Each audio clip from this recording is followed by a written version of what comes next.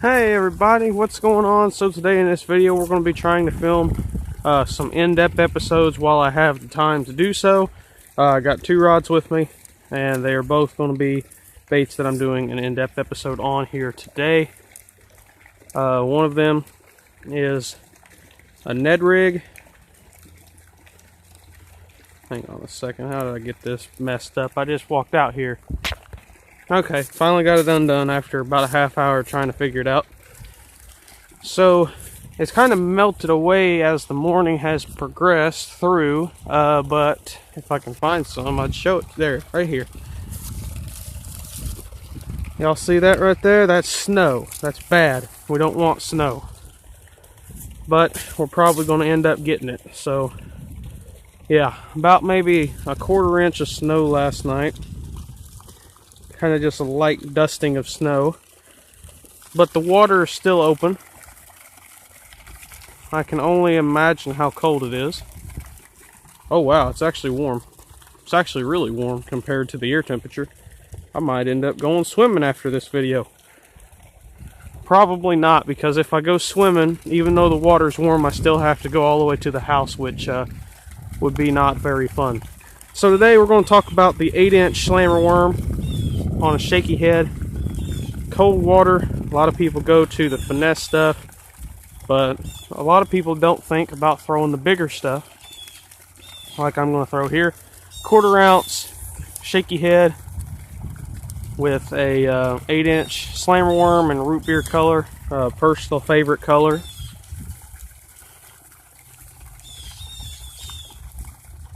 You can also use green pumpkin, black and blue, depending on your water clarity.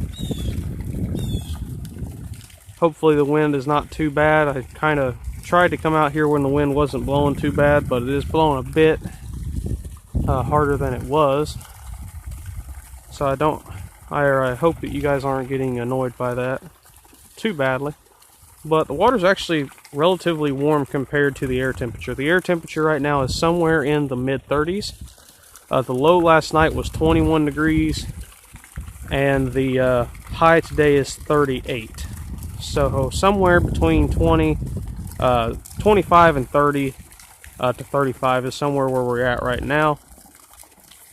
I guess I could pull out my phone and check, but I'd rather just go ahead and get through with this video because it is relatively cold, and I'd kind of rather be sitting in a tree stand than doing any fishing right now. But I didn't go hunting this morning because I slept in.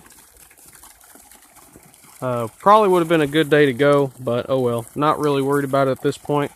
I'm already out here. I didn't get to go hunting, so it doesn't matter.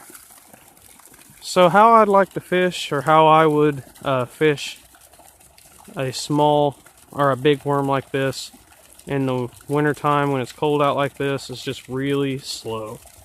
Super slow, very subtle movements. Sometimes you don't even want to move the rod.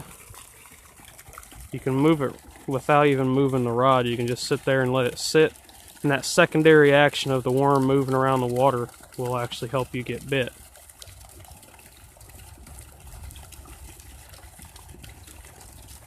So today we're going to talk about finesse stuff and big stuff. But right now we're talking about the big stuff. I need to change this line out. Oh wait, that's ice. Holy crap, there's ice on the line. I thought that was little nicks in a line. That's ice. You guys probably can't see it, but there's actually little ice forming on my line. Holy crap. I've never actually seen that before. I've seen it, I've heard of people having that problem, but I've never actually had that problem before. But yeah, that there tells you how cold it is. You guys can maybe be able to see the ice forming on the line right there. Sorry about my bandage, that's where my burn is. I don't know if you guys can see that or not. I do hope you can, because it is literally forming ice on my line. You guys might be able to see it in my spool. You guys see those little crystal things right there? That's ice. Crazy, man. Water's still pretty warm though. I mean, honestly, it is pretty warm compared to the air temperature. It is actually really warm. You know, I would figure this water would be near freezing by now, but it really isn't. There's a puddle over on the other side of the pond that does have ice in it is completely iced over. It's about a 4-foot wide puddle. But this pond is actually really warm compared to like other bodies of water that I've seen. You guys can see here on these leaves, you can see right there, there's some snow on them. No, I don't want snow. Is that a fish? Maybe. Nope. Something else that I like to do with wintertime fishing is, this is something that you kind of have to do with wintertime fishing, especially for bigger bass. If you're fishing at a place where you can catch some big bass, I want to go look up through here, this shallows. Probably not going to see anything, but why not look? But anyway, if you're fishing for bigger fish, you know, 4.5, 5, 6, bigger than that, the best thing you'd want to do when you cast out, you want to be ready to set the hook pretty hard, because you're not really going to be fishing super duper finesse when you're going after the big stuff. At least I'm not. You know, if I'm going to go to a lake that's known for having, oh, that was bad. You know, if I'm going to go to a lake that is known for having 8-9 pounders in it, I'm not going to go with 6-pound line, you know, 1/0 hooks, and, you know, the tiny gear, you know, especially during the wintertime, because the wintertime is one of those times of the year where you basically got two different people. You have two different ways of fishing and two different people that like to fish them. And then you have people like me who like fishing both ways and catch fish doing both. Is, you know, the both ways is using the big gear like I'm using here, or using the smaller stuff, you know, using the tiny little swim baits, tiny little Ned rig worms, you know, small little finesse worms. Or you got the people who are also like me, who just fish everything. And then there's people who only fish, you know, the giant stuff like this 8-inch worm, you know, or 10-inch, 12-inch worms even. Man, that ice, that's crazy, man. I've never had that happen to me before. I'm not surprised, but at the same time I am a little bit surprised, because I've never had that happen to me before. But yeah, it is pretty cold out right now.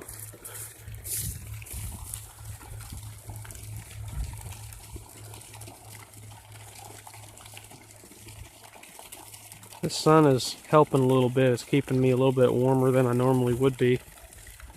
So yeah, we're gonna just talk about how I fish these bigger worms. You know, fish them really slow.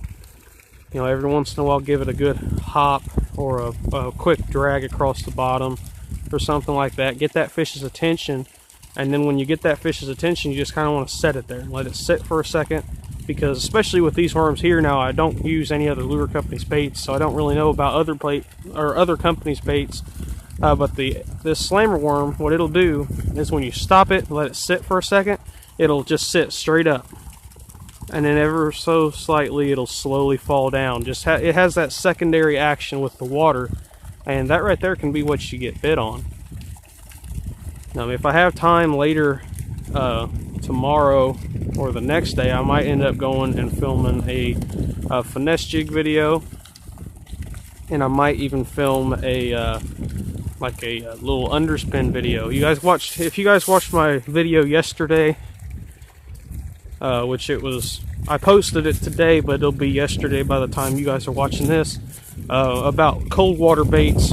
You guys know that I featured the underspin 3.5 gunner swim bait, and I also featured the Ned rig, which I'm going to be showing you guys here in a second. I'll show you guys that in the second video that you guys are going to be seeing here pretty soon. I don't know if I'm going to post both of them in one day or just one of them at a time. Just depends on what I feel like doing. If I have the time to post both of them, I'll probably post both of them. But yeah, we're just gonna, when we're fishing in this cold water, which honestly it's not super cold right now, but anytime you're fishing in colder water, you'll want to fish a lot slower than you averagely would fish. Is that a word? Averagely? I don't know. Normally, I know that's a word.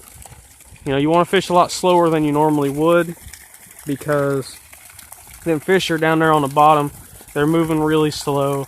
They're not moving real fast, crazy, you know, darting after tiny bait fish or anything. That's why when you set this big 8-inch worm in front of them, it's an easy meal they can grab quickly. Is that a fish? Nope, that's a stick.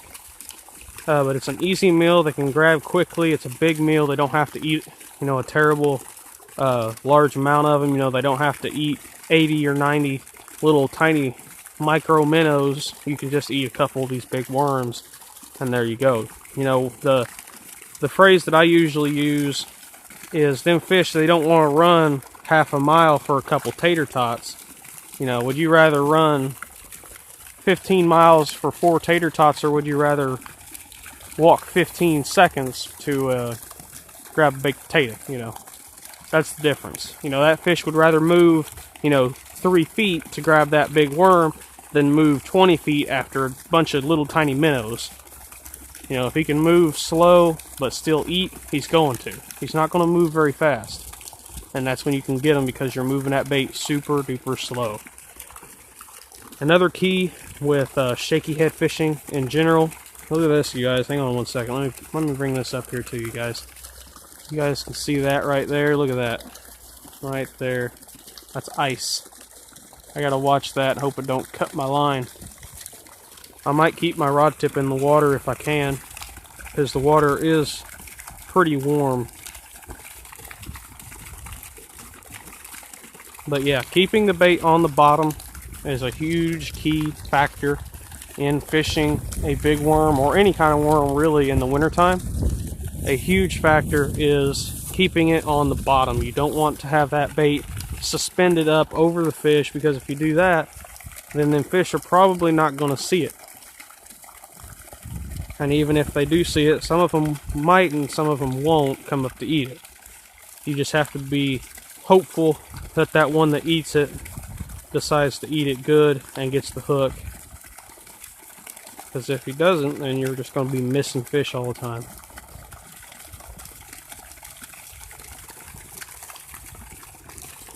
But the reason why I chose a root beer colored worm here today is I kind of figured that the fish would be close to bottom and they'd probably be wanting something really natural colored. The root beer color is a super natural color and I really like it.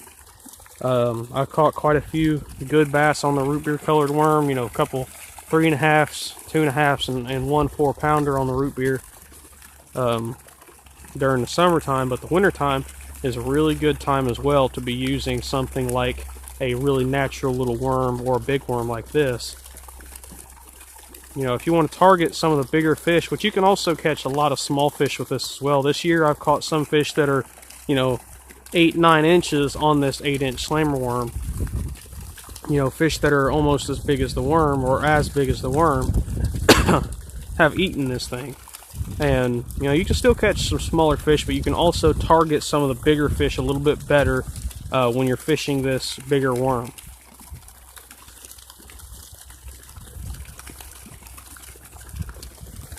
I think I want to make one more cast with this, talk a little bit more, and then I'm going to go ahead and cut this video off and start on the other video.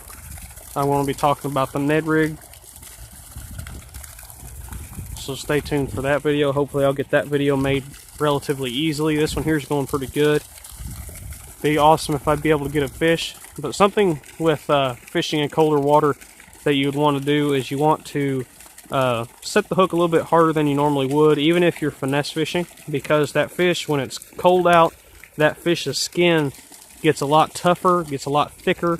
I remember one day I caught a, this was in November of 2016, the water was still warm enough to where these fish that I was fishing for were hitting the top of the water. They were actually chasing shad and stuff, but it was still relatively cold. You know, the water was somewhere in the mid 50s, but they were still active. You know, and every once in a while you can get on those days. You can get on those days where even though it's freezing cold on the, you know, the surface temperature, it's still pretty warm in the water. Is that a fish? I don't think it was. But, you know, it's still freezing cold up on the top. They can still be hitting surface. You know, I'm in a little group on Facebook called Everything Topwater. And I've been seeing people posting pictures of fish that were caught in 40-degree water on topwater. You know, topwater walking baits and stuff like that. It's not impossible. It's not something that happens often. You know, my cousin and my uncle told me a story about one time.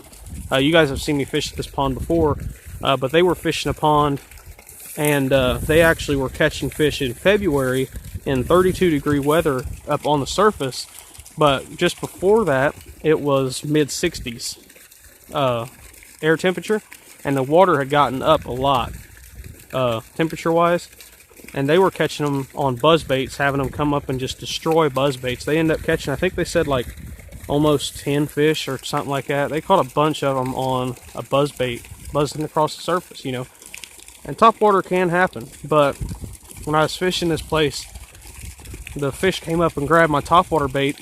November, I think it was the 7th, November 7th, 2016, I was catching fish on topwater baits, and they were annihilating this topwater bait. And the only reason that I had this fish hooked was because one of the points on a 3 treble hook bait, it had 3 treble hooks, one point had just barely skin hooked him on the bottom jaw.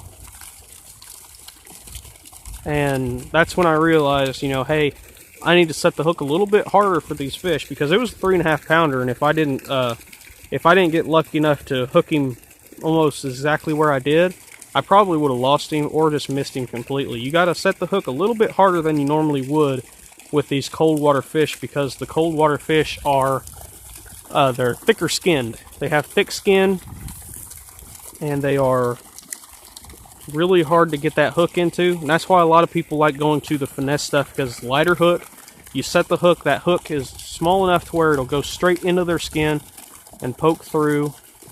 But me personally, I like throwing, you know, 1/4 ounce shaky heads like this one here, you know, 3/0 hook in the shaky head. That's just what I like to do. I like throwing my normal stuff. If I throw it in the summertime, I'll throw it in the wintertime. You know, that's what I do. I don't really discriminate a whole lot against the hook size or anything like that. You know, if you like throwing the smaller hooks for the fish, go ahead. I'm not going to say that you're wrong, or I'm not going to say that my way's better. If you're catching fish, evidently your way's working, go with it. You know, that's what I say. So I hope you guys liked this video. If you did, make sure you like, comment, and subscribe if you haven't already. Stay tuned. Hopefully I'll get the Ned Rig video up either tomorrow, which will be the day you guys are watching this video, or the next day. I'll get it up at some point. But yeah, thank you guys once again for watching. Make sure you like, comment, and subscribe if you haven't already. And bye.